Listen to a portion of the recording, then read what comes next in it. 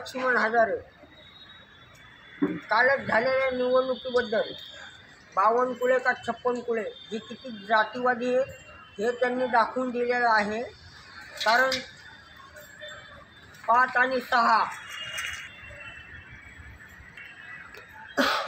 जब मैं लक्ष्मण हजारे मैं उनकी सरकारला जाहीर आवाहन करतो की तुम्ही 1 नंबरचे जातीवादी लोक तुमचा बहुमताने विजय झाला म्हणता ना, तर मग तुम्ही 1 तारीख 2 तारीख का निवडली नाही?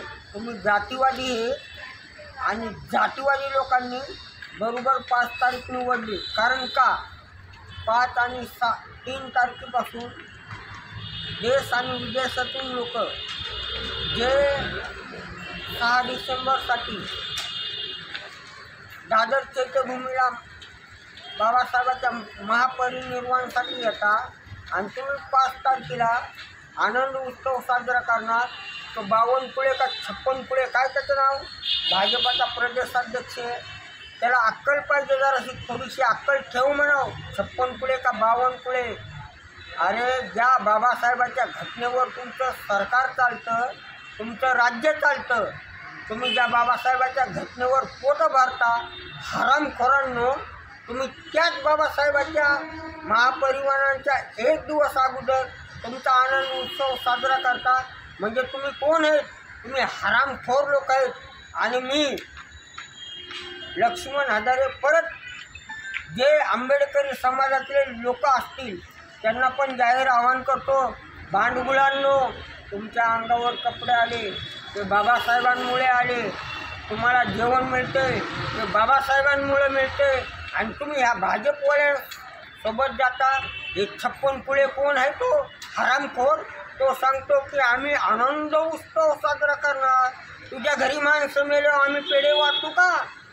आमच्या घरी जेव्हा हे होतो महापरिनिर्वाण होतो, विदेशातले लोक देशातले लोक दादरला येतात आणि तुम्ही तिथं आनंद उत्सव साजरा करणार। म्हणजे हे भाजपवाले किती हरामखोर आहेत हे बौद्ध समाजाने आणि बहुजन समाजाने। आणि मी जरांगे पाटलांना पण हे करतो, जरांगेंनी पण ह्या गोष्टीवर बोललं पाहिजे, उद्धवरावांनी पण बोललं पाहिजे, शरद पवारांनी पण बोललं पाहिजे, नाना पटोलेंनी पण बोललं पाहिजे।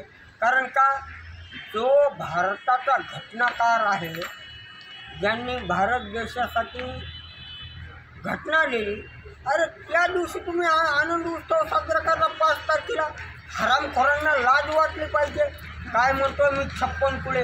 कोणता रे तू छप्पनकुळे? त्याचं नाव मला आठवत नाही, बावनकुळे हे का छप्पनकुळे?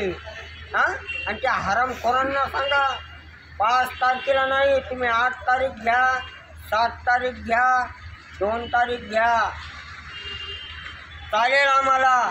पण 5 तारीख आणि 6 तारीख घेतली तर त्याचे परिणाम तुम्हाला भोगणं लागतील। छप्पनकुळे तू हरामखोर माणूस आहे आणि तुला हरामखोरांना आम्ही दाखवून देऊ, आम्ही आंबेडकरी समाज आहे।